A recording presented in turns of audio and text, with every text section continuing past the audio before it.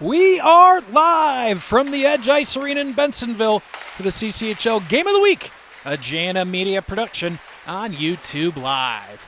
Good evening, everybody, and welcome into the broadcast and welcome into the 2023 version of the regular season here in the Chicago Catholic Hockey League.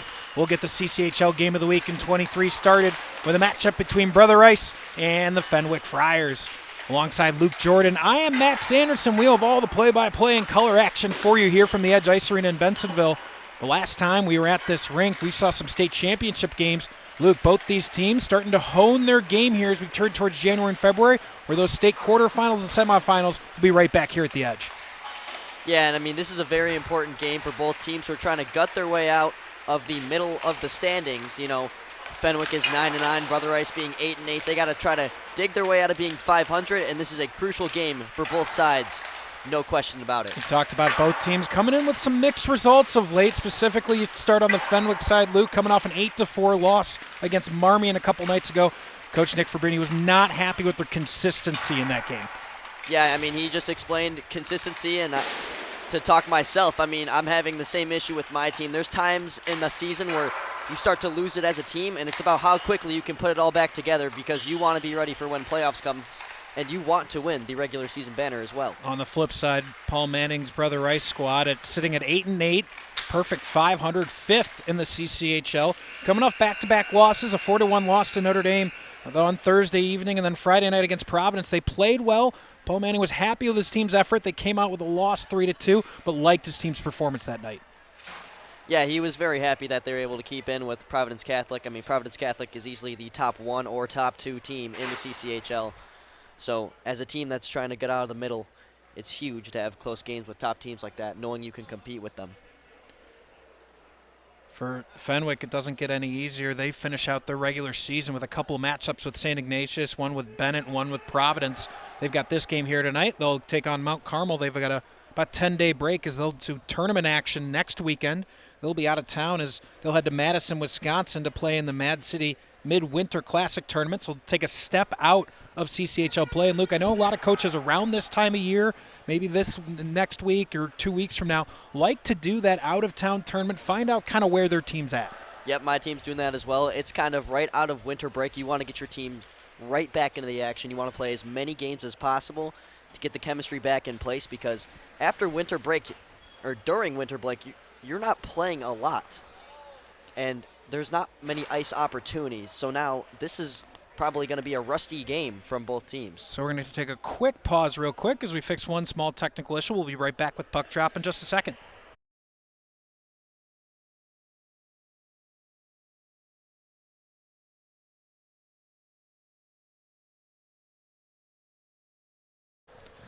So just stepped aside for a second to make sure we would have the clock and the scoreboard in front of us. I can tell you, having done some games in football before without a scoreboard, that is not fun as a broadcaster. Luke, don't ever encourage that. It makes it really hard to follow the game, but we've got the clock all squared away. We're getting ready for puck drop. Yeah, I mean, even the score clock here has been pretty inconsistent. That's the third time it's gone out. Hopefully that's not an issue. If so, Luke's got a little bit better angle on the side scoreboard, which seems to be working fine. We're battling through it here at the Edge Ice Arena. You never know what 2023 is going to bring, but hopefully it's a fun game down on the ice. The Fask brothers hop on the ice for Fenwick. Brothers all over the place in these two lineups. You got the Esposito brothers as well as the Surma brothers and the McGuffage brothers all on the Brother Rice side.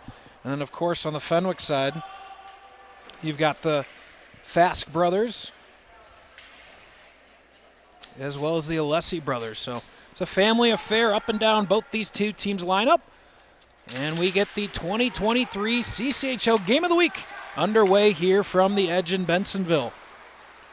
Joey Kurzak tosses the puck off the boards. It was tipped on its way behind the net. Of starting netminder for Brother Rice, Devin Stillo. He's been in net for 14 of the 16, or now 15 of the 17 starts for the Crusaders. He's got a pretty good 2.71 goals allowed average, just over 88% save percentage. Meanwhile, opposite him tonight, Spencer Lisek is getting the start in net. He's had a nice season as well. We saw him a couple of weeks ago in the Blackhawks high school rivalry series play a phenomenal game against St. Ignatius that night. Had one of the best goaltender performances I've seen in the last couple of years that night. Ultimately, St. Ignatius came out on top in overtime in that one. Here's Brother Rice coming up the ice, and James Esposito takes the puck, leaves it for McGuffage. Not quite able to connect on that passing play, and back the other way comes Cam Corvo, one of the returning stars for this Fenwick team. Really rely on him offensively. Shot from the right circle from Verney is saved, and we get a whistle. 15:50 to go in the first period. Fenwick has already looked a lot more controlled than Brother Rice so far to start this game. They've been faster. They've been crisp with their passes. Brother Rice is going to take a little bit to collect their game. So Fenwick trying to keep the pressure on. Sveet drops it below the goal line, trying to get Verney to win a battle in the corner. 3 or 4 bodies come together. It comes free along the far half wall. Trying to clear it, not out. Here's Sveet's shot, just wide of the net. Kala comes up from his defensive spot to keep the rush going. Corvo going to put a little pressure on. Comes back out to Sveet in the far point. Sveet's shot towards net, knocked down in front by Cooper Wainwright, but not out. Backdoor shot, just missed the net. And the first good scoring chance comes the way of the Friars. Still battling on the near half wall here is Verney and Corvo. Comes back to Kala. Kala just misses his intended target in Pondolisic. Now Fenwick's going to be able to change on the fly as Pondolisic traps the puck below the Brother Rice goal line. That's some textbook work by 28 in black for Fenwick.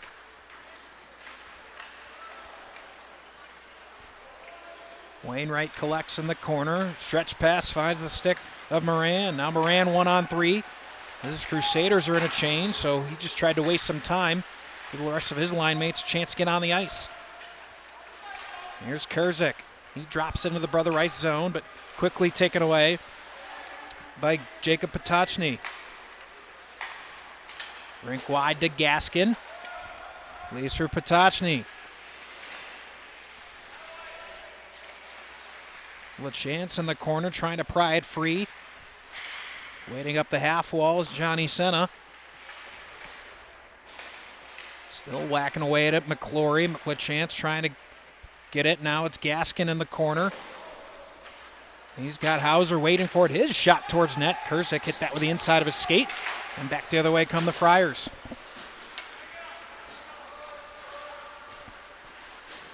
Again, Fenwick gets a full change in. Here's Potocny. Now Aiden O'Hara, he'll drop it in deep. Alessi with the flowing locks coming out the back of that helmet.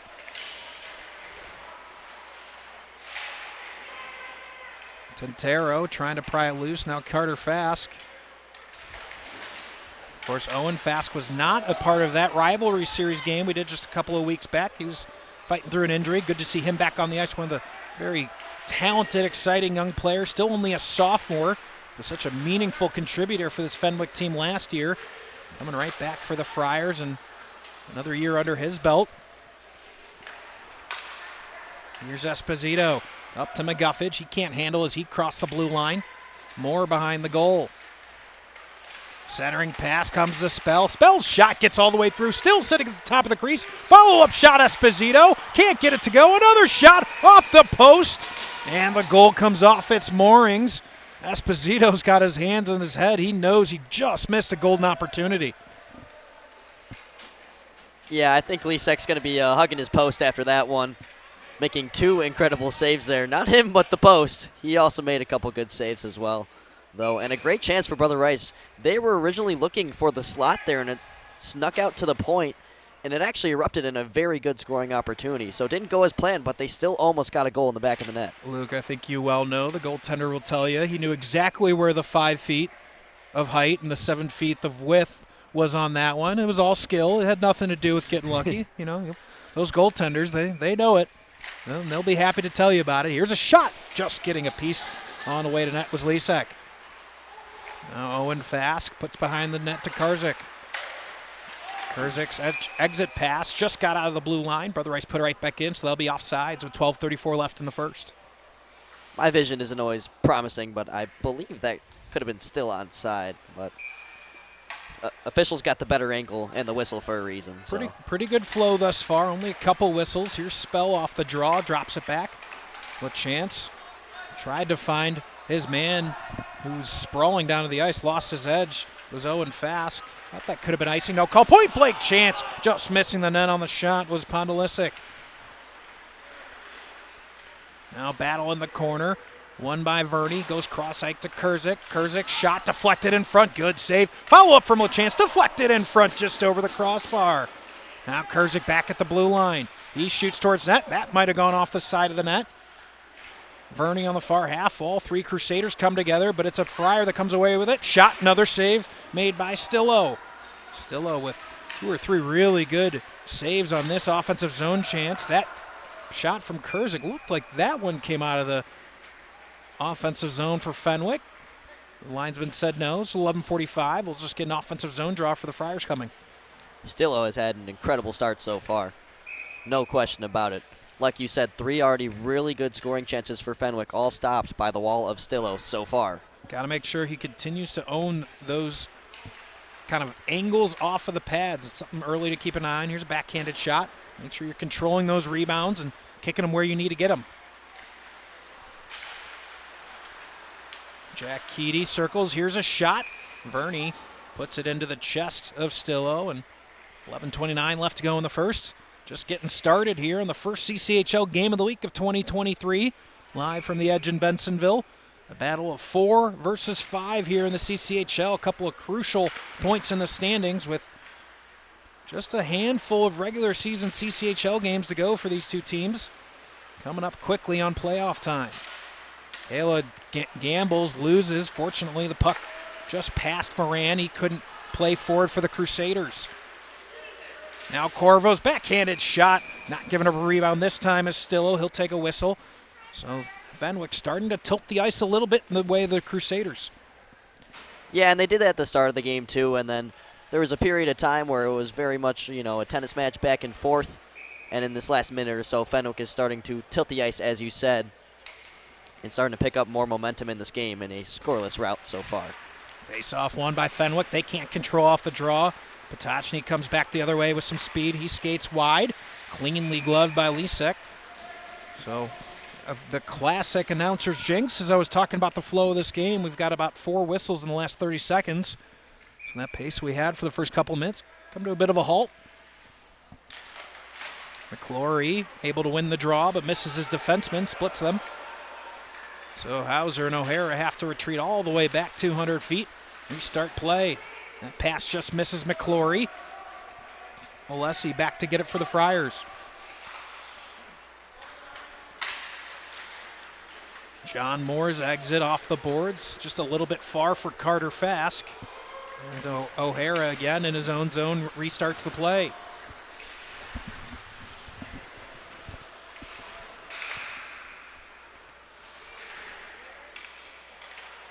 Johnny Senna trying to play forward, but McClory comes away with it for Brother Rice.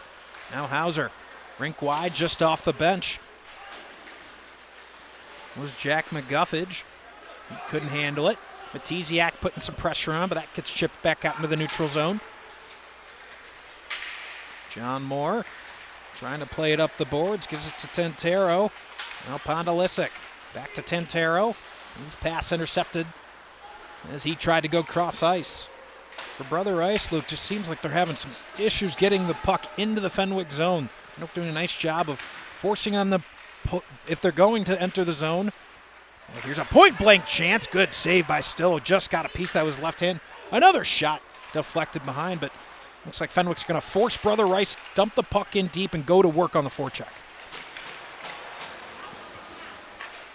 Yeah, you can tell they're making Brother Rice slap the puck a ton instead of really try to attempt passes. Now icing waved. LaChance trying to get the puck out. Esposito able to win it. Here's Esposito in the high slot. He shoots, blocked out in front by Kurzik. And Fosco corrals for Fenwick. Here's Fosco with speed up the right wing. He makes a man miss. Could have been interference. Fenwick faithful wanted it. Not going to get it. We stay penaltyless. And that time, I thought Mackey was across center ice there. Didn't think that should be icing. Yeah, I mean, he was literally right there. It was maybe like pure inches that made that icing Usually call. You see linesmen give the benefit of the doubt within a foot or two of center ice, but it's Called very strictly there with 8:54 left in the first. Draw one by Brother Rice, played back to the point. Immediate pressure put on by Moran. Now Gaskin. Gaskin again trying to stick handle through, forced off the puck by Calla. Now Moran in the corner. Gaskin to follow. Spell steps up to keep it alive for Brother Rice, but it'll come to Sveit. Chips it off the board. Fosco can't chip it out. And he turns it over. Here's Gaskin. Draws it around Sveit. Centering pass, takes a crazy bounce, and alertly, Nisak was on his far near post. Here's another shot deflected into the corner. Follow up from Spell. That high shot off the post. Took a crazy bounce. I think it might have been off the shoulder of a Fenwick Friar defenseman, and then hit the right post. My vision might be fooling me, but I think it bounced as well before it hit the post. That took a couple of crazy bounces. Hopefully our engineer tonight, Dylan Ward. Of course, if you're not used to that name being the engineer tonight, Dylan Ward, taking off the headset tonight, taking his post behind the laptop duties. I don't think the Jimmy the Wiz Olsen is back there tonight, but we'll see if he could do his impersonation. Maybe I shouldn't have said anything. Maybe we should just go on the entire broadcast. Maybe we would have fooled the viewers into thinking Jimmy the Wiz was doing it, but it is Dylan Ward stepping up on engineer duty tonight. Here's Hoffler trying to pitch it past Alessi. Can't get it by him. Wainwright will drop it deep. Give Hoffler a chance on the forecheck. Potocny throws his body weight around. Now Carter Fast trying to dig it out in the far corner. Big hit as Alessi's. That could have been a penalty. You saw the shoulder of Alessi come up high on one of the Brother Rice skaters. Pretty low ceilings here at the Edge Ice Arena, so that chip out hits the ceiling. We'll have an offensive zone draw coming for Brother Rice with 7:13 to go in the first. Yeah, a lot of coaches in high school hockey really try to encourage a chip pass, where you flip it really high in the air, but at rinks like these, they don't tend to be as successful due to the ceilings. Saw a little bit of the Glenbrook North, Glenbrook South game over in the SHL last night, and when you're playing a game at Glenview Ice Center, that's one of the few that has that really tall ceiling. Not many when you think of rinks like Twin Rinks over in Buffalo Grove, or a lot of those rinks, really low ceilings. It's important you kind of take a look at that and reorient yourself game to game, because it does vary. And just like that, if your Brother Rice, or Fenwick I should say, you had a clean defensive zone exit, now you're giving up an offensive zone draw, or defensive zone draw I should say. Here's Senna in front of the Brother Rice bench. A cadre of jerseys come together trying to pry it free. Eventually, I think it chipped out and hit somebody in the Brother Rice bench. And so they want to draw in the neutral zone with 6:34 to go in the first.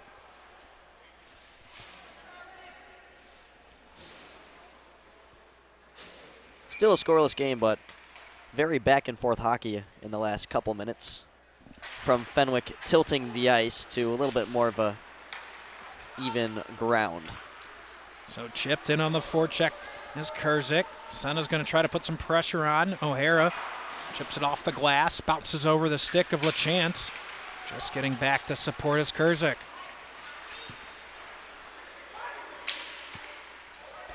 Patient play by Pondolisic. Comes up ice.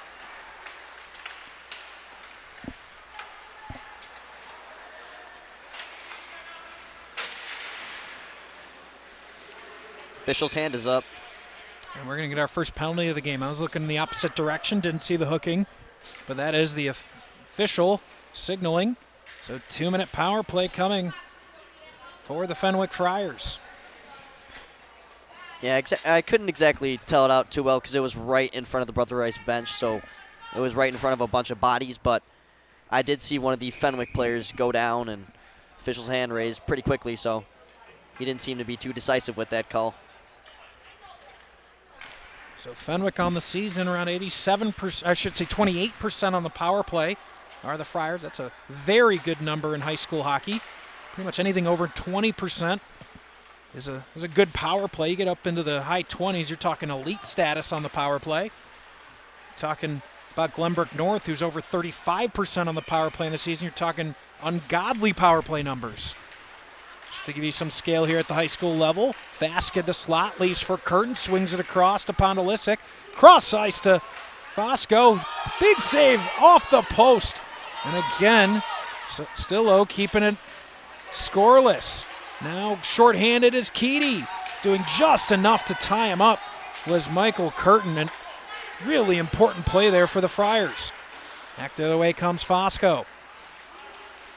On to Lissick, holding him. That could be a penalty. We don't see it.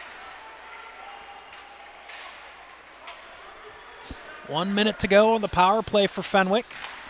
This shot high off the shoulder of Stillo.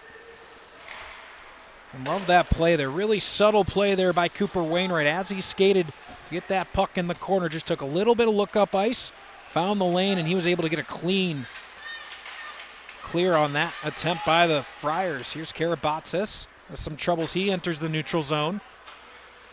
And Moore will have to retreat and reset. Now Senna coming up the slot, turned off the puck by Spell. And again, cleared by Wainwright. Good penalty kill shift by 27 in white, Cooper Wainwright. Moore leaves it for Karabatsis. Now Carter Fask with 13 seconds on the power play. Going to try to get one more opportunity. Shoots! And Stillo with the save, no rebound. So we talked about it earlier, Luke. First couple of shots, they were good saves, was giving up rebounds. We've seen 3 or 4 straight now. Stillo's not giving up those rebounds.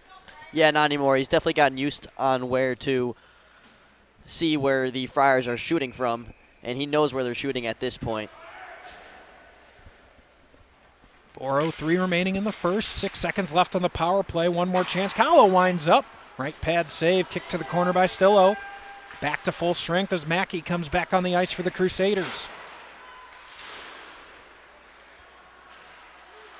Kawa comes up, pinches, and he whiffs on his attempt. That's going to leave an opportunity for Esposito. Possible 2-on-1. Esposito shoots. Just getting a piece of it was Lisek. Sweet now.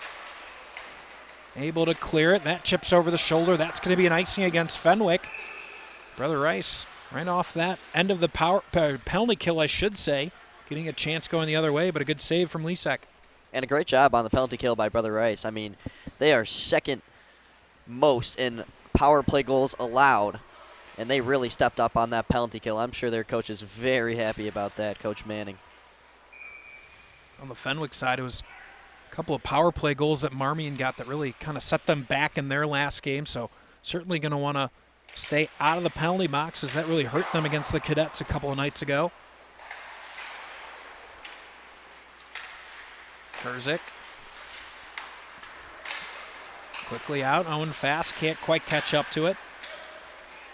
3:15 to go here in the first. 0-0 our score. Esposito leaves. Had Malone out in front. Now a bunch of bodies battling for it in the corner. Brother Rice had their near side defenseman going for a change. That came all the way back to their bench area. Here's Curtin.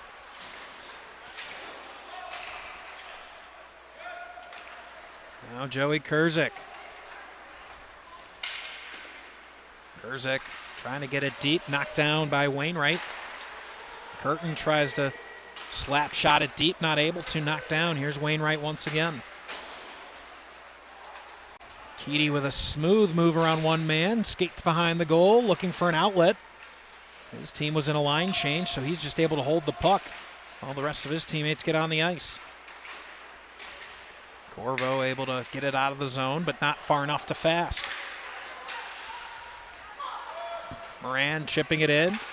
Kurzik gloves it. Here's Corvo. He's just going to send it in deep. So with 2:10 left here in the first period, Brother Rice can have an offensive zone draw. Yeah, some of the Friars do not sound too happy about their performance so far. Is that the PG interpretation of what you're hearing down on the ice, Luke? Yeah, I'm not going to give a full translation because otherwise I would not be Fortunately, we're not beholden to FCC regulations, but we certainly are beholden to the Catholic League regulations. Wouldn't want to air too much of that, but I think you get the idea if you've been around hockey long enough. Here's Verney in the near half wall. He's trying to chip it past Wainwright. Wainwright comes up aggressively from his defensive spot. Was able to keep the action going for a moment for the Crusaders. Here's Kayla.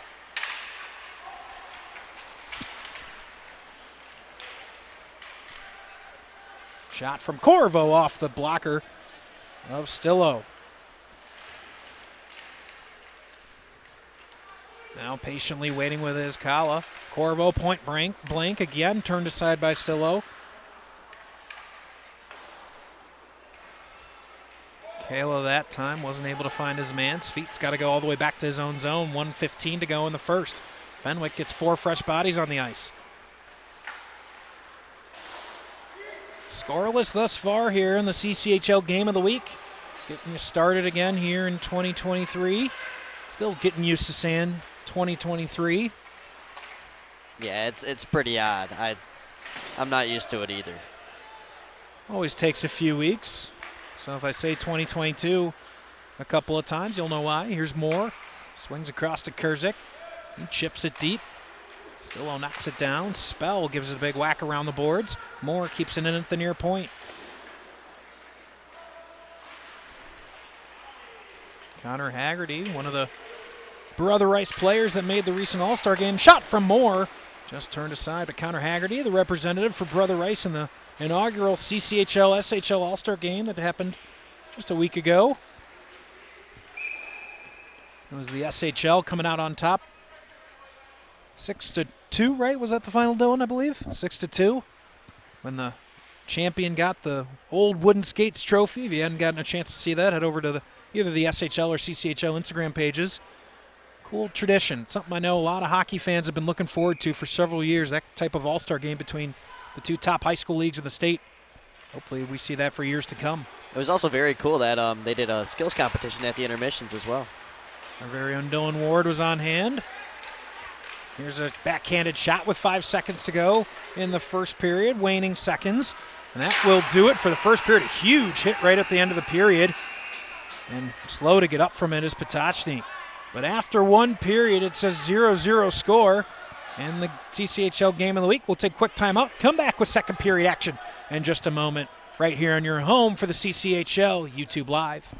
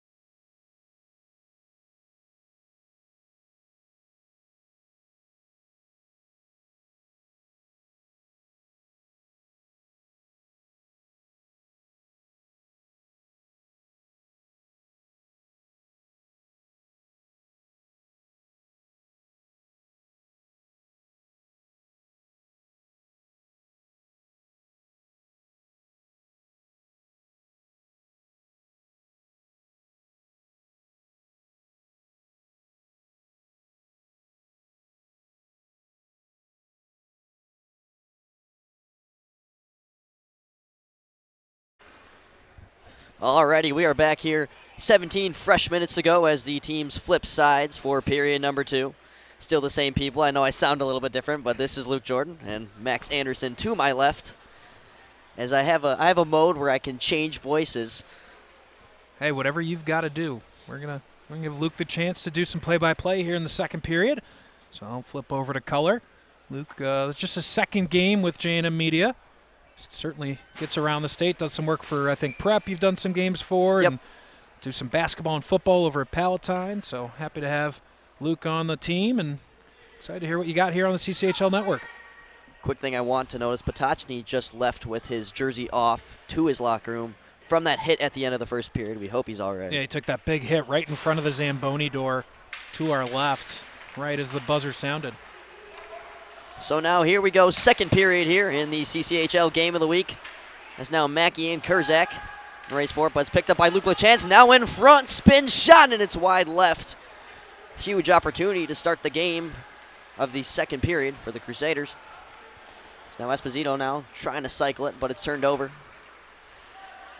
And an errant pass is going to send all the way down for an icing whistle. So Brother Rice, we saw for good stretches of that first period, Fenwick was kind of controlling the game. Probably had the better of chances, but right off the start here in the second period, really nice point-blank opportunity from Esposito. Like to see him put that on net next time as he had some space. 28 seconds burned so far. Esposito, Ponlasek at the dot. Draw one by the Crusaders, but it's turned over immediately. Here comes Corvo down the right side. Loses possession, regains it, and a great stick play on defense by Haggerty. A battle now at the hash marks. Kurzak gonna fire it. It's shin patted away by Haggerty. Good shot block there. He hears it from his bench. Corvo now below, looking for that one-timer in front. Fenwick still possesses tough angle shot, but it won't go. Now this squeaks up to the blue line, and the Crusaders just gonna dump it deep. Two really subtle plays there by Connor Haggerty as Corvo had a step, but then he forced Corvo to go wide, and then there's block shot opportunity. I'm not sure if Dylan was able to cut that replay for us, but two really crucial plays by the star defenseman for this Brother Rice team in about a 3-second span. Kurzak gets popped trying to make a pass, but it works out 3-on-1. Fenwick, Ponlasek scores! And the first goal of the game comes in a minute and a half into the second period. Fortunate bounce. Ponlasek does what he needs to do with it. Comes between the circles, buries the wrist shot past Stillo, who's been so good to start this game. I mean, Luke, he probably had the first, call it 15 or 16 saves between the first period and first minute and a half. Been so solid. Gotta give credit. Ponlasek just ripped that wrist shot right past him. The last battle between these two teams had 9 total goals, where Brother Rice snuck away with a 5-4 win. They were up 5-2 at one point, and Fenwick crawled back in, but not enough time at the end of the story as they ended up losing that game 5-4. And then before that in October, Fenwick beat Brother Rice 5-1 right here at the edge. So one of these teams trying to find that season series win here. Yep. Keedy now the leader in points, backhands it to the middle, puck bouncing all over the place, but not in the back of the net. Still anybody's puck. And now finally the Friars trying to move it out of their defensive zone. Sweet now gives it back over to Karabatsos. Down the middle. Now comes Fenwick. Heavy hits. Comes near the blue line. And the Cardinals' sin as you're rushing up the ice is any quick stick movements right around the blue line. That's what caused that offsides play there. You got to either get in the zone or stay out of the zone. You're just setting your teammates up for failure if you're playing with the puck like that right around the blue line. That's why we get the offsides.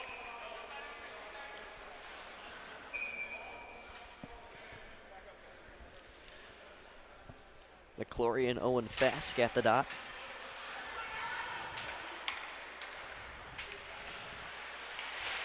Triple team down low is Manizek. Now Carter Fask. Wheeling around, fires a nice one, but it's blockered away. Now Brother Weiss trying to make some moves. Turned over. Now the puck lays in the neutral zone. Now here comes Fask. With speed, gets it through a defender trying to finish the play, but still a diving effort to get out and interrupt anything that could have happened there, and he does so correctly. Esposito. McClory loses it. Hoffler gets it over the blue line. Reset now. A little bit of grabbing and shoving below the net, but not enough to make a call. Slap shot coming from the point. That's not going to work.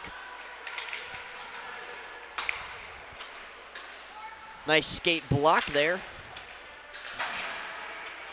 It's now a puck flipped off the glass. Owen Fask gives it back to Ponlasek, and that one, oh my goodness, almost hit some fans in the crowd. 13:23 left to go in the second period. Flowing action there as Fenwick had a couple of decent chances going forward. You saw Stillo sprawling out of his net to disrupt the timing, but something we're seeing done really well by both defensive teams right now are the defensemen have really active sticks, especially between the circles, not letting guys just stick handle their way through the defense. We've seen that several times here in the last couple of minutes. Luke LaChance now tries to use the boards on a pass there. It does work, and now Ponlasek entering the zone. Backhands it over. Fosco looking for the middle, but that will not complete. And now McCuffage coming in 2-on-2. Gives it over to his teammate Mackey, but is ultimately turned over. Fast was looking for the middle on the breakout. Now Hauser just going to dump it in. LaChance possessing below his net. Heavy forecheck coming in, but he does get rid of it in time. McCovich takes it back for Brother Rice, though, and a loafer of a shot goes. Oh, goodness. Now a body falls in front of the crease as Luke LaChance might have made Felt like a little contact. bit of acting there by Mackey. I think he might have been trying to draw a penalty there after the play. I'm not sure, because sometimes when you're staged up right in front of the crease and you're up against the body, you can eventually lose your balance. That actually happened to one of my teammates today. today. A little bit of contact there as we see the replay, but I'm glad to see the officials keep their arms down on that one. We'll keep playing here. 12:44 to go in the second slate. Oh, Officials' we get a hand is penalty up. right off the penalty. I was looking up ice. It was something behind the play. Joey Kurzik is down, and he is not happy. Not sure if we had an angle of that or it was behind the play. It's going to be right off the face-off draw. Kurzak is up and seems It's all like right. almost off screen there. Kind of hard to tell what happened. Kurzik was not happy. He's got a little bit of a smile on his face now, trying to laugh it off, I think. He's still on the ice as of right now, but I think he will come off, as I think that is even a league rule, that if you are down, you have to be off for at least the next whistle. Well, and now Mackey is coming right off the ice. Wow. A 5-minute major up on the ice. Dylan, can we get that replay one more time? I guess I just didn't see what warranted. Had to have been some kind of head contact. It's the winger just off the screen. Can't really see it. Man, I can't tell what would have been for 5 minutes there. I think it must have been some sort of cheap shot, I believe. Because, I mean, yeah, typically you don't just hand out 5-minute penalties. I mean, clearly something happened. It could have been a hooking, but there had to have been something either said or done that we couldn't see or pick up on our camera angle to get a 5-minute major and a game misconduct. That is a big, big moment in this hockey game. Fenwick leading 1-0 already, and don't forget, with a 5-minute major, a goal doesn't get rid of that power play for Fenwick. They're going to have a full 5 minutes on a man advantage here. Huge opportunity for them. They look to start fast and maybe take a 2-0 lead, but not yet, says Devin Stillo. Fast gives it over to Curtin. Curtin, pass back to Podlasek. Back across, Curtin. Backhands it over for Fosco, but the pass is a little bit too far ahead, able to regain possession. Running the umbrella-like power play. See how packed in Brother Rice is. Across Fosco, uncomfortable spot to try to put the puck there. Good pass, just a little bit out of his shooting range there. Yep. Here's Keedy now down the left side, trying to avoid his defender. He's taken down, and he still pokes it into the net, and he scores. Are you kidding me? Jack Keedy with a highlight reel goal. Unbelievable. He gets taken down somehow, gets a backhanded shot off. And there's a reason that he leads his team in points. He can make plays like that, apparently. Jack Keedy. Getting another look at it here. Look at Keedy cross over and somehow gets the puck past Spencer Lisek. What an effort from Jack Keedy. And shorthanded for another 4 minutes, but they tie the game. Keedy now leads the team in shorthanded goals as well with 2. Everybody just digging at the puck. Hauser's taken down, but not enough to have the official's hand raised. 11:33 to go. Cross ice pass. Fask now stops. Looks for his options and gives it up to Moore as they still have plenty of time here on this power play. Karabatsos. 3:43 left on the power play, to be exact. Pass across for Fask. Fask turns on the brakes. Not going out of that umbrella. They try to put in a rebound in front. It's still loose, and they score! And it was a scramble on the side of the net. Eventually, Johnny Senna was able to put it home. Took a bounce off the side of the net somehow. I'm not sure if he rebounded off the back of the goaltender. Yeah, I couldn't tell that. Yeah, through. it looks like it might have gone off maybe the skate of the goaltender, maybe his foot, something like that, and deflected into the goal. So after a pretty quiet first period, we've erupted in scoring here over the last couple of minutes. Fenwick retakes the lead. 11:05 to go, and like you said, an action-packed second period so far. Man, I did play-by-play for the scoreless period. I handed over to you, Luke, and you're getting goals left and right. I feel bad. Enjoy it. Put some highlights together. Fenwick looking to reset. Still plenty of time. Like I've said before, I believe that says 3:13. Yeah, we got these ribbons that are blocking the power play clock a little bit, but you got it right. Karabatos gives it over to Corvo. Now below the net. Trying to make some wraparound move of it. Comes in front. Corvo spins and fires. Loose rebound fast. Gets bouncing and it finds its way into the back of the net. Hard selly from Carter Fask. And hard effort shown there by the Friars as they bounce and get another goal. That's the key word. That was an effort drill around the crease area, finding the loose puck and able to get the fortunate bounce. You're going to see it right there. The shot bounces high in the air, and at that point, you're just waiting for the hockey gods to either award you a goal or miss the net. And in this case, Fenwick takes a 2-goal lead with 10:31 left in the second. Their power play appears to be working, to say the least. Crash the net with that umbrella-like formation, pack it in tight as the wingers on the umbrella close in and get there for that rebound, and that's how they cause all that pressure in front of the net. Great work by the Friars. Now if you're Brother Rice, you got to really focus in here and keep this game here. 2:40 left on this power play for Fenwick off the 5-minute major on the game misconduct by Keegan Mackey. Looking for the middle. Basket comes out to Ponlasek. He fires it wide. Huge chance there. Just a quick flick of the wrist, just misses the net. Ponlasek tries to give it down low, but it takes an awkward bounce. Ends up being picked up by Dominic Fosco. Nobody has it yet until Dominic Fosco picks it up, gives it up to Curtin now. Curtin steps down. That one's wide, but a rebound in front, and they score once again, getting Gritty in front of the net. And now Gritty after the whistle. I think that's going to be another penalty. Or do they keep the arm down? You could see the referee just kind of look. I think it was Wainwright started pushing and shoving after the whistle.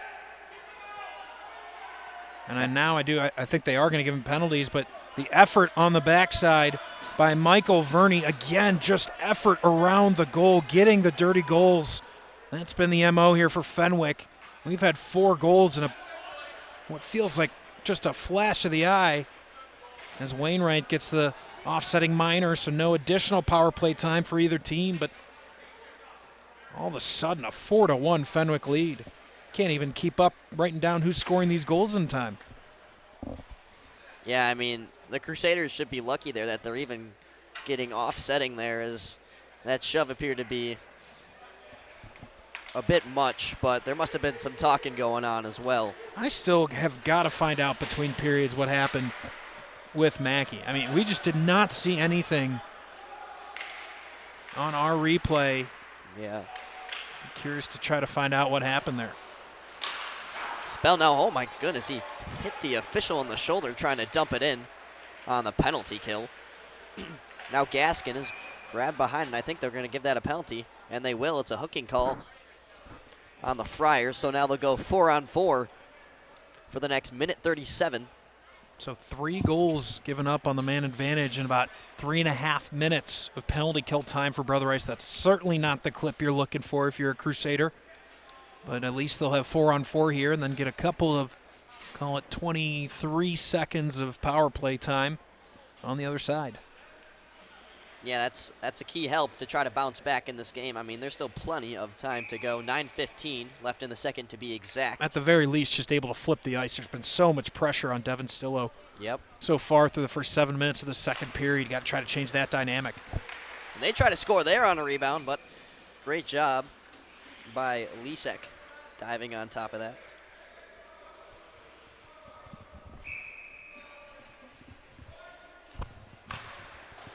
Draw won by the Friars in this 4-on-4 period of action. Spell actually takes a slap shot that hits the net all the way from the red line, but it's blocked away by Lisek. Now Corvo, nice pass to Curtin, coming in 1-on-1 down the right side. Cuts, looking in front, And they almost scored right in front of the crease again. Stillo's got to be a little bit more alert there. That puck came right across his crease. He's got to be alert with his stick and poke that away. That's way too good of a chance given up. We're going to get another penalty. Yep, and you can't even argue that one. As Calla. So to reset, Fenwick's goals so far in the period. The first one was by Sean Bondolisic. Then we had Johnny Senna get the second one, assisted by Corvo and John Moore. Carter Fask got the third, unassisted.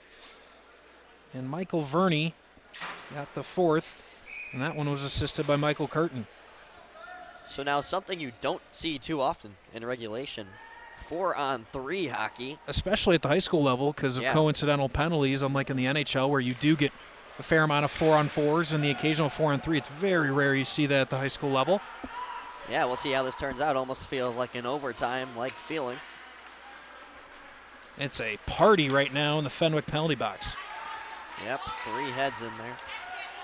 Katie, tough defense being played. He holds on to the puck and tries to give it up to his point man, but it's too far out of reach. Now hustling back to get it is Hauser. Resetting now in his defensive zone. Breakout up the right side. Aiden O'Hara, some space. Wheeling, looking for the middle, but good defense by LaChance. Crusaders setting up their 4-man power play scheme, which seems to be a diamond. They throw it to the net and immediately into the glove of Lisek. So maybe if we get a chance, we'll get one more opportunity at seeing it, but pulling up the game sheet on the CCHL website, Keegan Mackey was called for spearing. So must have used that stick in a way that you absolutely cannot. I guess that makes some sense because my initial look on it looked like it might have been a hooking call, but we had a weird angle on it, and the referee was right on top of it. Can't do that. Still loose in front. Nobody put in yet, and it's now finally frozen by the goaltender Lisek. And yeah, I mean, I have a feeling that they must have had some bad blood and a little bit of a maybe spear to the back of the leg occurred or something along the lines of that is my guess. Just you think about the impact that's had on the game already right there. No question. Fenwick Friars got 3 goals, in about 3.5 minutes there on the man advantage. Yeah, it's definitely if you're going to make that call, you better be absolutely certain as a referee. Yep. And now we're at 5-on-3 here. As Brother Rice, huge opportunity to get back in the game. For the next 15 seconds, they'll be up 2 men with 7:27 to go. Cross ice, Keedy fires in. It's under the padding of Lisek. Getting another freeze with 7:22 to go and 7 seconds left on the 5-on-3, 48 left. They'll get one more offensive zone draw here for Brother Rice to try to get one more chance on the extra guy. Got to get something going towards net. They'll have another 40 seconds or so after. They apply the forecheck well, able to get the puck back. Esposito stepping down. Nice move to avoid Kurzak. Looks to the middle. And it is still in the padding of Lisek. What a move by James Esposito. Just absolutely dangles around a defenseman. See him go right around the man, get the shot off, but again, a good, nice job by Spencer Lisek not to give up a rebound, or there was 2 Crusaders right on the doorstep ready to put it home. Yeah, he's been great on his rebound control tonight, and that's why. Oh, well. No sooner did I said it. I am sorry, Spencer. Goodness. But got away with it. That was a juicy rebound waiting for him. Yep. And now 20 seconds left to 5-on-4. Nice move behind the net by Haggerty. Hustling down the right. Cuts by Corvo. Still going on his feet, and he fires one, and it's blockered away. Now Keedy looks up for Esposito. McClory, who has 3 power play goals and 4 power play assists. Fenwick, a little bit confusion who was going to come on the ice after that end of the power play. Brother Rice going to head to the power play, I think. Yep, Alessi is going to get an interference call as he knocked over what I believe was Keedy in front of the net. Scary moment there for the Friars as they had an empty net and the penalty whistle took a second there. I was like, did we see that incorrectly? Or yeah. Are they about to have an empty net breakaway? But no, it'll be a power play for Brother Rice coming. Yeah, I was confused because they definitely made contact on that puck and they didn't whistle it down yet. After it was like a good, clean, hard first period of up and down the ice, we've had to go back and count, but I think 6 penalties through the first 11 minutes of this second period. Penalties have been an issue between these two teams. In their first matchup, there was 16 penalties, 10 by Brother Rice. And actually, something that both teams have struggled with recently is discipline, looking at their recent games. Yeah, we talked about it earlier with Fenwick and the power play goals they gave up. Diving out is Lisek trying to make a save. He finally covers it with his glove, but a good opportunity there. And I'm not sure if we could tell, but that goal, that should have been a goal. I think the puck went off the shoulder of LaChance on the redirector. That would have been in the back of the net. Do we have a good look on that?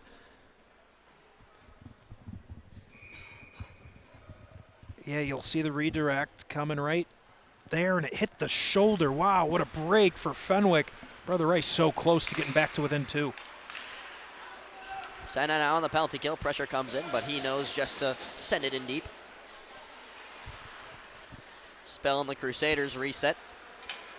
Looking for the winger on the breakout. That doesn't work. The puck is rocketed back in. Aiden O'Hara looking for a more fresher start on this breakout. They do that, but Spell can't catch the pass as clean as he wanted to.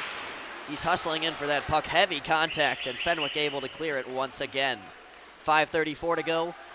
1:10 left on the power play opportunity for the Brother Rice Crusaders. Down 4-1 here in the second period of the CCHL Game of the Week. Hope you've enjoyed the action so far. O'Hara looked to have been off sides there. Surprised they did not whistle that down as he kind of spun as he made his way across the blue line. But they don't whistle it down. 47 seconds to go on the 5-on-4 opportunity. Gaskin now scoops it up. This puck dribbles out to the deep air of Fenwick.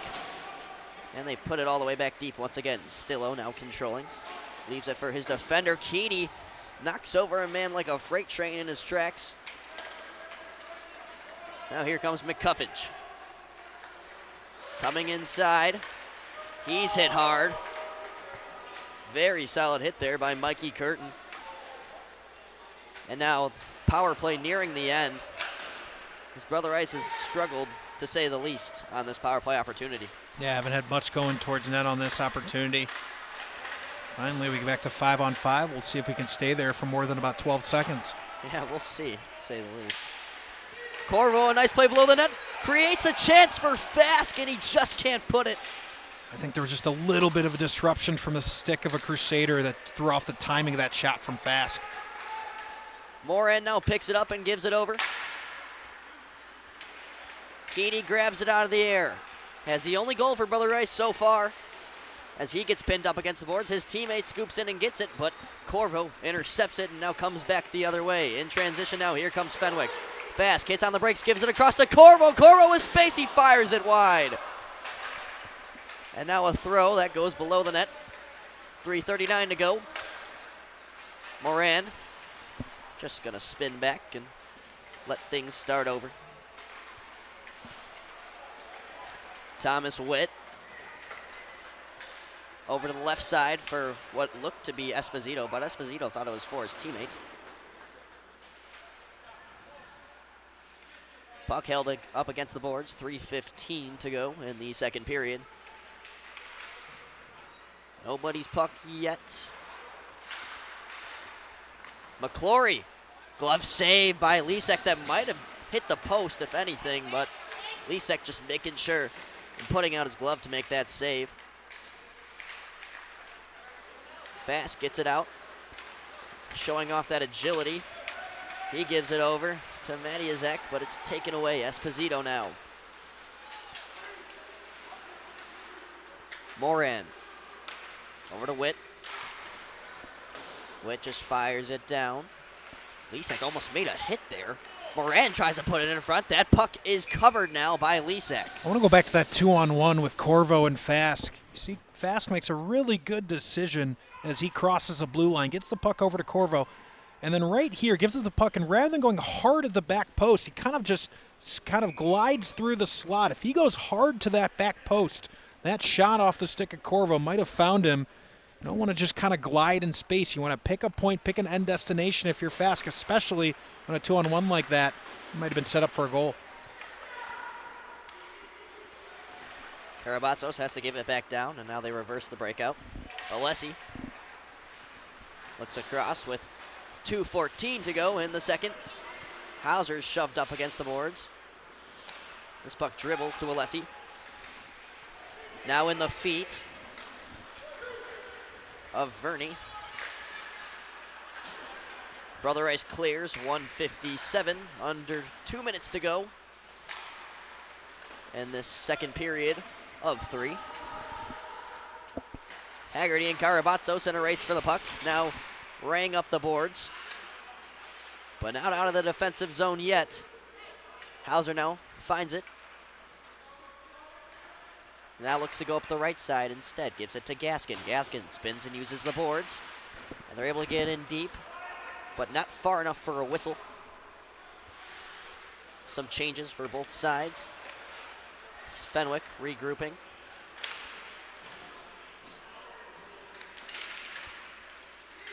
Everybody just smacking at it, but nobody has it yet. Keedy now, a nice toe drag, walks in and scores, roofs it up top.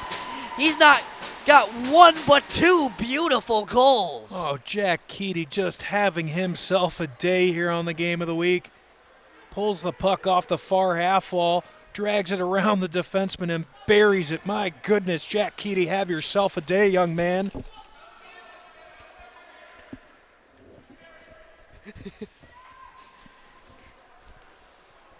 Keedy is the first player on the Crusaders to grab his 10th goal of the season in CCHL play. And now it's a 2-goal game, and the momentum has quite shifted a little bit. So now Brother Rice dumps it in deep. Zvi trying to get rid of it. Here comes Fask, one-on-one. With Spell, a nice move to get through, but diving out is Stillo, and the rebound goes right under his pad. And contrast that with what Stillo did. I think it was about 7 or 8 minutes ago. I commented on specifically when he was really deep in his net, didn't really come out to disrupt the puck, almost gave up a chance, learned it there, sprawling out to disrupt that play there for Fenwick and keep his team in it. Very good point there, as he's definitely been able to control that a little bit more. Waning seconds here of the period. Goal either way would be huge. Off the left pad of Stillo and covered with his glove, 33.5 seconds left in the second. 4-2. As some fresh offensive players come on for the Crusaders. Fenwick just waits patiently. Esposito and Fask get the draw. Face off one cleanly by the Friars, and a slap shot down low is just patted away. Trying to look for that rebound there. Verney gives it in. Now in the middle of the circle. It's blocked by McClory. 15 seconds to go now. Fenwick looking for one more chance before the buzzer sounds and the Zamboni enters. But this will go for an icing with 7.5 seconds to go. So Brother Rice here at the end of the second period going to get kind of a free offensive zone draw, and might be just a little bit too much time, but with Brother Rice trailing by 2, I assume the thought came across Paul Mang's mind of maybe pulling Stillo here. Maybe a little bit too much time for that. Maybe there's about 3 or 4 seconds you'd think about it. Yeah. Esposito, fast. Saw Spencer Montgomery do that in the Game of the Week a couple weeks ago. Keedy now, that shot is blocked, and the buzzer sounds for 2 periods here at the Edge Ice Arena in Bensonville, Illinois. We'll bring you back with third period action after this break.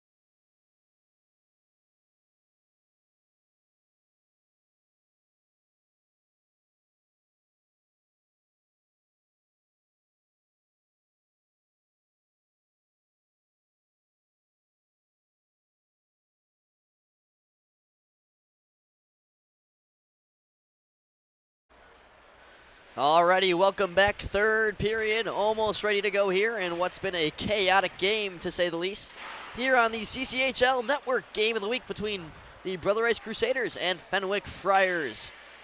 And a scoreless first period erupted in the second with 6 total goals off of mostly a crucial penalty by Keegan Mackey that was eventually listed as 5 minutes for spearing. Max, what did you think of what's been going on? Yeah, it was a little bit tough to see for us. It was kind of in the one blind spot that we have here from our broadcast spot here at the Edge Ice Arena.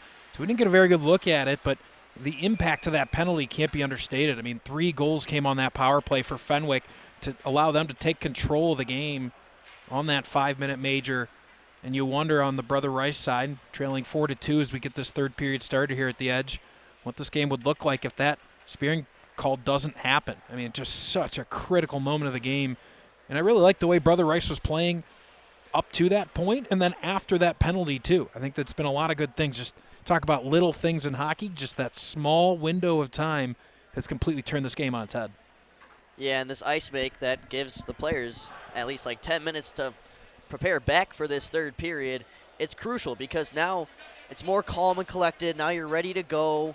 And what was basically chaos after you know what in that second period. So now they get to calm down and just get ready for more 17-minute periods of hockey. 1 more to go.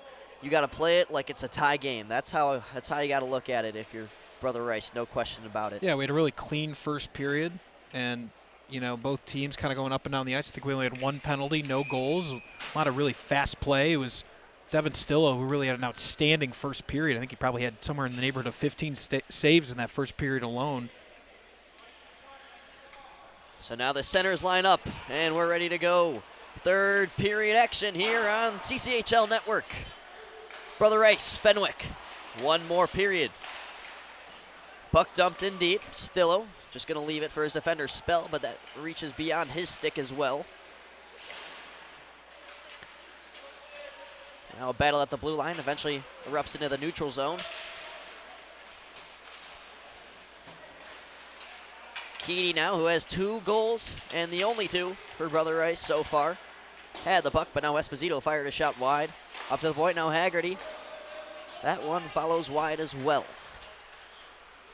Very hard breakout pass attempted for the winger, and it reaches by the stick of Mike Laverne for a whistle. So I think both sides seem like they might have gotten the message in the locker room. Everybody settled down a little bit. Second period, as you described it, Luke, in the open here, the third, chaos. I think that is very appropriate of what we had in that second period. Both teams probably got a, hey, guys, settle down. You know, 2-goal game. If you're Brother Rice, feel like you still got a chance. Fenwick, feel like you're in control of this game. Don't do anything stupid. Don't give up any dumb penalties if you're a Friar. Yeah, like we've discussed, I mean, this game could very much go down to who can be more disciplined. And that's how the recent matchups have been as well. O'Hara now, just going to try to bring it around for his winger. Now a shot from Hauser from the point, doesn't go. O'Hara going to rebound it from the other side of the point. No success there. And now Fenwick almost had a 2-on-1 opportunity, but instead this puck sails all the way down beyond Fosco's stick for an icing. So now a face-off to the right of the Fenwick goaltender, Spencer Lezak. 15:42 to go. If you're Fenwick, this is where you want to keep the game. You want to keep it 5-on-5. And Brother Rice doing a nice job putting pressure on, getting this offensive zone draw, but that puck just came out of the offensive zone for Brother Rice. Senna fires one from the top of the circle, and a routine save there by Devin Stillo. Still thought about playing the puck there. You know, it kind of seems hard to believe that a goaltender that's given up 4 goals through 2 periods is having a really nice game, but I've actually really liked what Devin Stillo's done tonight. Obviously just put behind the 8 ball in that 5-minute major penalty kill. Outside of that, it's been really, really good for Brother Rice, keeping them in this game. Yeah, I don't think you could have explained that more accurately. Stillo has played a very solid game, but opportunities like these in front of the net are the reasons that these have happened. And now we have a delayed penalty for hooking. Yep, and that's what you can't have if you're Brother Rice. I mean, you're holding on for dear life in this game at this point, and they're going to head back to the penalty box. It's going to be Thomas Witt that's guilty of the 2-minute hooking call. So Fenwick now, 15-14 left in this third period, leading by 2 goals, has a chance to really take firm grip on this game. So Thomas Witt heads to the box, 2 minutes for hooking, 15-14 to go in the third period, so therefore the penalty will expire at 13-14. Now Fenwick looks to make it a 3-goal deficit here with the man advantage. Scrapping away at the puck is Brother Rice, and they're able to fire it all the way down as Curtin now restarting, tries to reverse, but he gets caught in Keaty's stick, it looked like. Ice still a little bit wet from that ice cut. Losing a bit of an edge. Yep. Verney now gives it around to Curtin.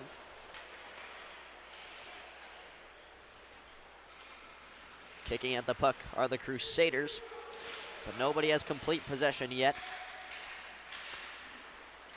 Ponlezek now finally gets it, gives it down low. Verney across, one-timer, Fosco, he just misses on it. That would have been a very crisp play. And now Moran wants to go down the other side and score shorthanded. But ultimately Fosco now wheels around the net and restarts the power play opportunity that Fenwick has with 48 seconds left to go. And a shot there will be covered by Devin Stillo. A couple of chances each way here, 3 minutes into the third period. Again, a lot more control. Both teams understanding the importance of 2 points here tonight for Fenwick. Continue to cement their place in the standings, and Brother Rice trying to punch up, trying to get in that top 4. Get a home slot in that first round of the CCHL playoffs, which, talking to President Nick Ichancio, we'll be back to the old playoff format where we will play the quarters, semis, all in one day in one neutral site. I really like that format. Makes, I think, getting through these league playoffs a lot easier for everybody. So, it's a 3-game series. It'll start on a Saturday, I believe the second weekend in February. Stay tuned to the CCHL media pages for confirmation on that, but that is right around the corner. Now Brother Rice successful on the clear. Here comes McClory trying to avoid a defender. Another one comes in hard and makes a hit. That's Karabatsos making the defensive play, and now Fenwick the other way. McClory in deep now, Kala. Corvo across to Tintaro, but the pass a little bit too fast. Kala now looks at his options, sees the winger is open, but no successful catch there by Tintaro.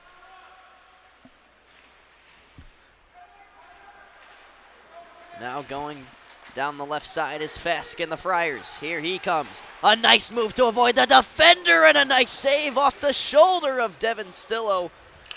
Fask made it look like he was playing on rookie mode there.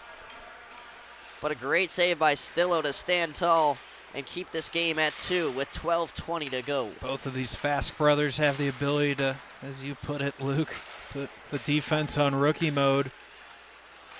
And close for Curtin.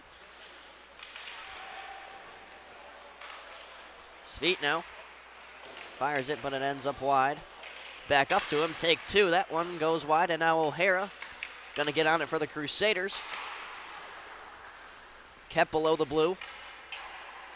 Shot that would have been wide, was just sticked away anyway for safety by Stillo. Backhander off the glass. Squeaks by the defender. Now 2-on-1 come the Crusaders. Esposito coming in, fires it top shelf, but it's stopped by Lisek. You saw exactly what Esposito was looking at there. We had a perfect angle from our broadcast spot. There was about maybe 9 inches by 9 inches in the top left corner of Lisek's net.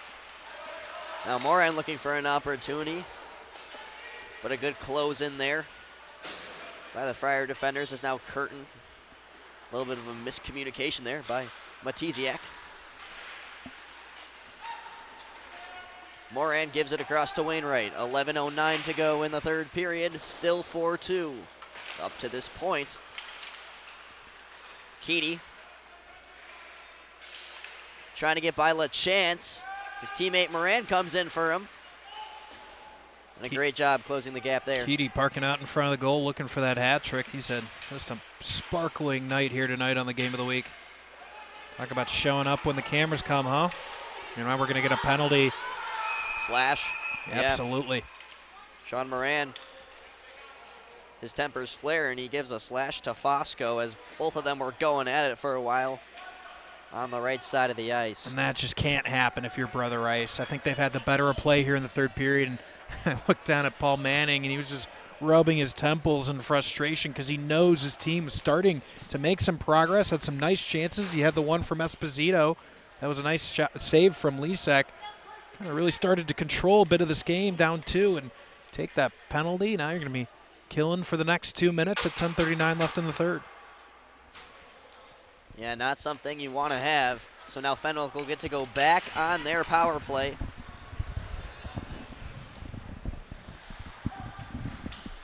In their defensive zone, now trying to set up some sort of zone entry. Karabatskos showing off the edges. Gives it up to the D-man, but it's taken away. Here's Keedy now down the left side. Short-handed, gets to the backhand, and he maybe could have been tripped up there, but overall pretty clean defense by the Friars. Nice play by John Moore. But not there, and they're going to give Karabatsos a penalty, I believe, as when he was trying to check Keedy there, his hands were in his face, up too high, and he'll spend some time in the sin bin now. And so talk about getting bailed out if you're Sean Moran. We're going to go 4-on-4 for the next minute and either 24 or 29 seconds. Can't quite make out the power play clock, but regardless, sigh of relief from Brother Rice. Still trail by 2, but at least won't be shorthanded here for the next couple of minutes. I just had to jump over the ribbons to see it. It's 1:24. So we'll do that for 4-on-4 here for 84 seconds. Friars successful on the draw. Get it to the neutral zone. Beginning the 4-on-4 action with under 10 minutes to go. Haggerty now loses an edge, maybe slightly by the stick. Looked like pretty textbook tripping. I guess the referee said he went down just a little bit too easy, but looked like that stick got right between his legs. Calla now surveys what's ahead of him and gives it up to Fask. Owen Fask now. See the burst of Owen Fask. Over to Fosco, a toe dragon, he couldn't finish.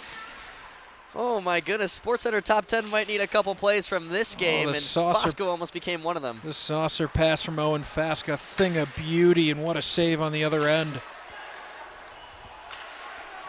Calla now reverses it over to his defensive partner, Sveit. Who's struggling to get it out here, but some support.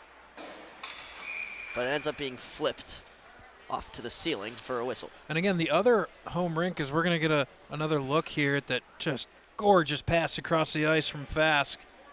You'll see gets right on the doorstep onto the stick of Dominic Fosco. Nearly had a chance to bury this game, but we stayed a 2-goal margin with 8:56 left in the third. Fenwick picks it up. That one almost hit some players on the bench, and it takes a lucky bounce for Polizek. Backhands it up top and scores. That was perfect elevation on the backhand, and it gets over Stillo to give them a 3-goal deficit now with the Crusaders past halfway. And nothing Stillo can do about that one. That's just pure filth on the backhanded shot from Sean Pondolisic, his second goal of the game. And with just 4 seconds left, 4-on-4, Fenwick takes a huge 3-goal lead. Now they're going to have to kill off a brief power play. And if you're on the Brother Rice side here, Luke, got to feel like you have to have one on this last 30 seconds of power play time. No question about it, as now Keedy was looking for the hat trick. Pondolisic grabs his 15th goal, and oh my goodness, Brother Rice strikes back just like you were talking about. I think it was Sean Moran just coming out of the penalty box. Talk about making up for a mistake. He gets the deflection in front of the net. You know, you park yourself in high danger areas. And what a huge response to the power play goal, and it's something we talked to Nick Fabrini about on the Fenwick side. It's what got the game away from them against Marmion, is committing penalties, and it's what's going to get Brother Rice back in this game, trailing by 2 with 8:20 to go on that power play goal. Yep, that is huge, and now with 8:14 to play, it's now a 2-goal game. Fenwick fans that went to go get a drink of water after they scored might not be too happy. Maybe a little bit surprised. Yeah, you know, the way this first period went when it was scoreless, you look at these two teams, they score a lot of goals, they give up a lot of goals. Kind of looking around like, all right, when are we going to start seeing some goals? And it started quickly in the second period. It was about 3 or 4 minutes here in the third where the team settled down, and then chaos kind of broke out there again. Yeah, this kind of just seems like deja vu of what happened last time these two teams met, but the other way around, as we're now, Brother Rice is slowly crawling their way back into the game like Fenwick was on December 1st. And now if you're Brother Rice, you're laser focused on trying to find a goal somewhere in the next 4 minutes. That way you can give yourself a chance, possibly with an extra skater at the end. Karabatsos turns and looked for the middle, but nobody able to put a stick on it. Brother Rice now crossing their own blue line. Cross ice pass to Gaskin. Gaskin now entering the zone. Tries to put one for a rebound, but it misses wide right. Now Curtin over to Fosco. Wainwright plays the defense needed. McClory kicks it forward for Gaskin, who gives it over to Hoffler. Hoffler now tries to cut to the right, but good defense by Carter Fask. Now wheeling down the left, trying to avoid, and he does so, but another defender comes in hot to make the stop. Svi takes a clapper that ends up wide left. Awkward play there by Andrew Hoffler. It looks like he just lost an edge, went flying into the boards right at where the Zamboni door is. He came off the ice a little bit gingered. Something to keep an eye on for Brother Rice. Fosco now tries to backhand it over. Calla takes a whiff, but able to still get a pass off. This one intercepted at center ice. 6:18 to go here at the Edge Ice Arena. Corvo intercepts a pass and now just kind of grazes the blue line. Connor Haggerty, a veteran move there, as he probably got away with a late hit, but had his eyes on where the officials were. I'm not sure if the cameras caught it. Him and Cam Corvo got tied up a little bit. No penalties, 6:04 to go in the third.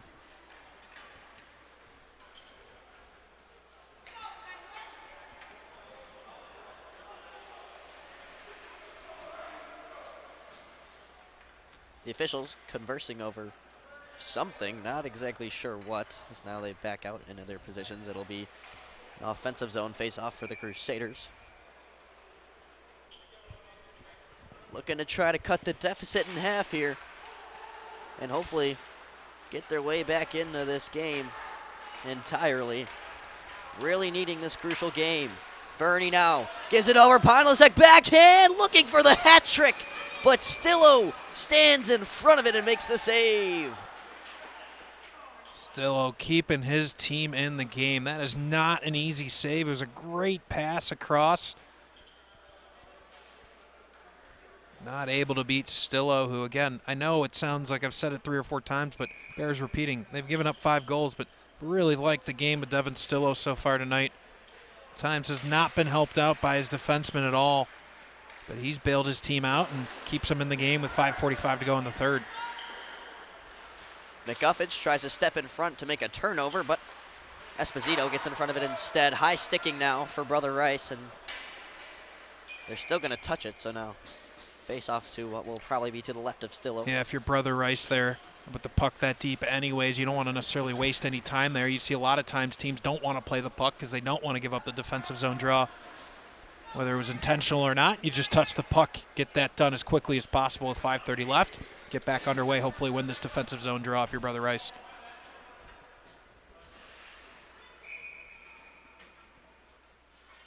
Five and a half minutes exactly on the clock. Final period on this Sunday night. Senna puts a soft touch on it. Aiden O'Hara using the boards to try to find Sean Moran. Karabatsos, maybe a dirty hit there by O'Hara. Yep, we're going to get a penalty. I wonder if we get one, both. Yep, they're both going to go. The first hit from O'Hara came up high, and then it's going to be the retaliatory from Karabatsos. I don't know, I didn't really like the call against Karabatsos. He gave him a little bit of a shot back.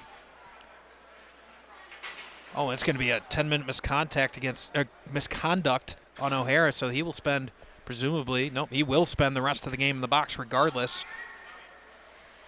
His night is over for Brother Rice. They'll send Kevin Malone to serve the 2 minutes. So again, in high school hockey, with setting, we'll stay 5-on-5. I would love to see that rule changed. Yeah.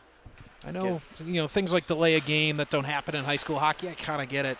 If anything, 4-on-4 just brings more action. I just don't see a reason why you wouldn't want to have that. In front for Moran, he dings the crossbar.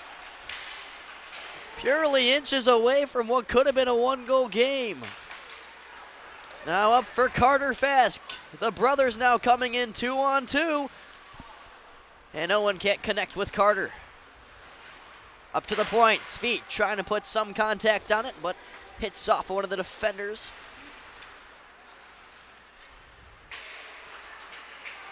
A little bit of a mishap at the blue line, and good defense by Wainwright as well. And Speed not very happy. Not happy with himself at all on that missed pass. We'll leave it at that. Moran now playing him.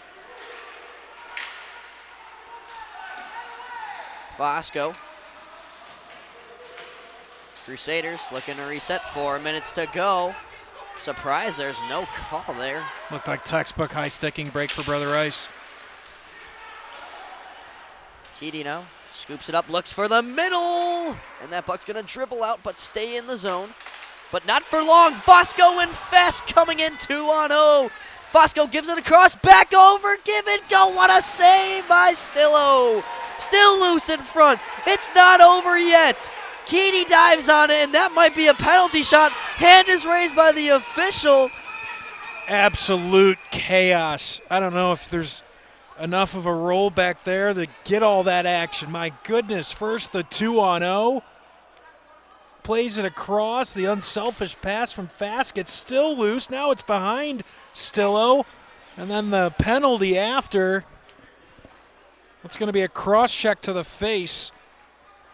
I think it's going to be Wainwright that is the guilty party for Brother Rice.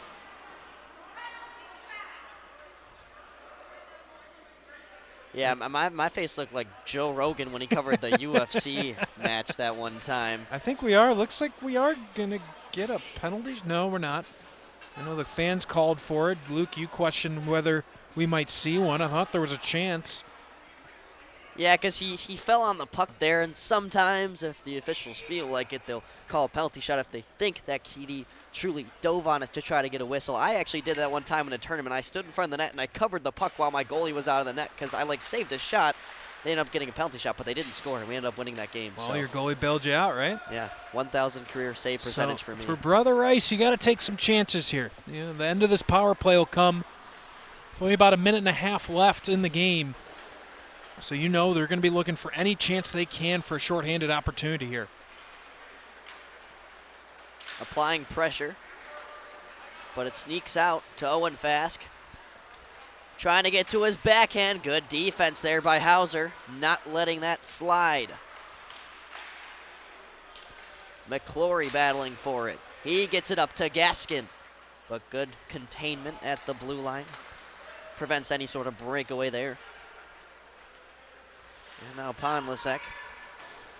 Gonna reverse it over to Owen Fask. Here's Fosco now. Flips it up for Ponlasek.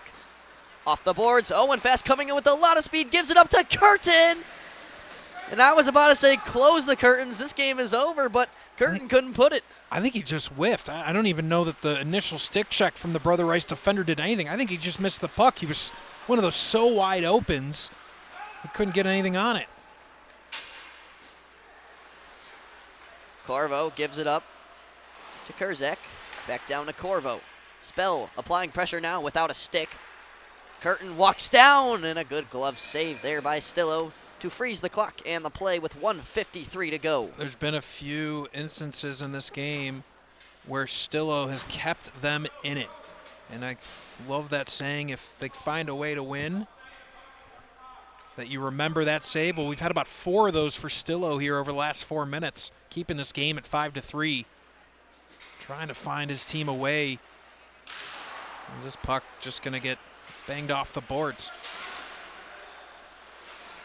Still loose at the blue line. It sneaks its way down now to the side of the circle. Over to Senna. Up top to Karabatsos. He fires through traffic, and Stillo tracks it the entire way down. With 1:33 to go. Looks like about 6 seconds left on the Wainwright power play here. Or penalty, I should say. So it'll be a minute 15, call it a minute 25 when Brother Rice gets back to full strength. Which Sean they now Moran. are. Moran now protecting the puck, gives it across to Keaty, and he misses wide left, looking for the Hets to fly onto the ice. Empty net to our left. And the goalie is pulled. 6 skaters now on for the Crusaders. Across, trying to get some sort of tip in front. You gotta be careful with possession here. 1 minute exactly now left to go. Keaty now enters. Good defense there. Fask looking to put the dagger. He's got some space. Tough angle. Shoots it, and it's sticked away by Haggerty. 45 seconds to go. Aaron breakout pass. Fask ends the game on an empty netter. Good pressure by the Friars. They were not content just to sit back in their own zone and let Brother Rice put pressure on him with 6 attackers. Carter Fask really made the entire thing happen there over the last 20 seconds. Gets the cherry on top, take a 6-3 lead for the Friars. 9 total goals in the last matchup, now 9 between this matchup as well. As we've seen some high-scoring games in this season series, and it looks like Fenwick is about to win the tug-of-war in a 1-1 season series. For Fenwick, we talked about the break in CCHL play. They'll go play a tournament this weekend, come back with Mount Carmel. For this Brother Rice team, they come back later this week. They've got a red-hot Marmion team, and all of a sudden started to turn a couple of heads in the CCHL. They haven't been very good the last couple of seasons, but coming on strong here over the last couple of weeks. They've got 2 tilts with Marmion over the next week. One on the 11th, one on the 19th, and sandwiched in between, Luke, they've got St. Ignatius. So the road does not get easier for Brother Rice, as they're going to fall on the season to 8-9. And for Fenwick, they're going to further cement themselves in 5th place here, or 4th place, I should say, in the CCHL. Official's hand is raised, but it won't matter anyway. And a little bit of a scrap after the buzzer sounds. Everybody shoving. Lots of chaos right near where the players will exit. No reason to get a silly, painful penalty here at the end of the game for Brother Rice. They're going to keep searching for answers here in the CCHL. And I think they're going to avoid the handshake line just out of safety here. Probably a good go. Well, some are coming, some aren't. Oh, well, it's the end of the game. Cooler heads prevail.